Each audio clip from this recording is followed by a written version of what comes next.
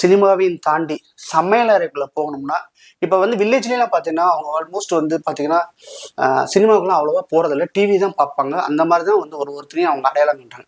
அந்த big பாஸ்ங்கிற show வரும்போது கிச்சனில் உள்ளவங்க கூட வந்து டிவியை பார்க்க ஆரம்பிச்சிட்டாங்க. ரீச்சஸ் வந்து ஜாஸ்தி இருக்கும், நம்ம யாரும் இன்னும் பிரபலமாகலாம், இன்னும் நல்ல ரீச் இருக்கும். ஆனால் இதெல்லாம் தாண்டி விஜிஎஸ் வந்து அந்த கண்டஸ்டண்ட்டுக்கு வந்து அவருக்கு வந்து கரெக்டாக அவர் வந்து கைட் பண்ணி அவர் கொண்டு போவாரா, கரெக்டாக வழி நடத்துவாரா, அவங்களுடைய தாக்குதலுக்கு வந்து இவர் தாக்கு பிடிப்பாரா அப்படின்னா உண்மையிலே சந்தேகம். ஏன்னா இவர் வந்து எப்பவுமே ஒரு சாஃப்ட் கார்னர் உள்ளவர்.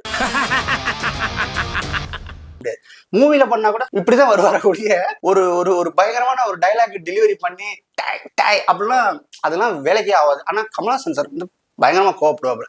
எந்த இடத்துல கோவப்படணும், எந்த இடத்துல நிதானம் தேவை, எந்த இடத்துல அட்ஜஸ்ட் பண்ணி பேசணும், எல்லாமே வந்து தெரியும். ஏன்னா அவருக்கு வந்து பயங்கர எக்ஸ்பீரியன்ஸும் ஆயிடுச்சு. ஏற்கனவே ஆல்ரெடி எக்ஸ்பீரியன்ஸ்ட் ஆக்டர் அவரு.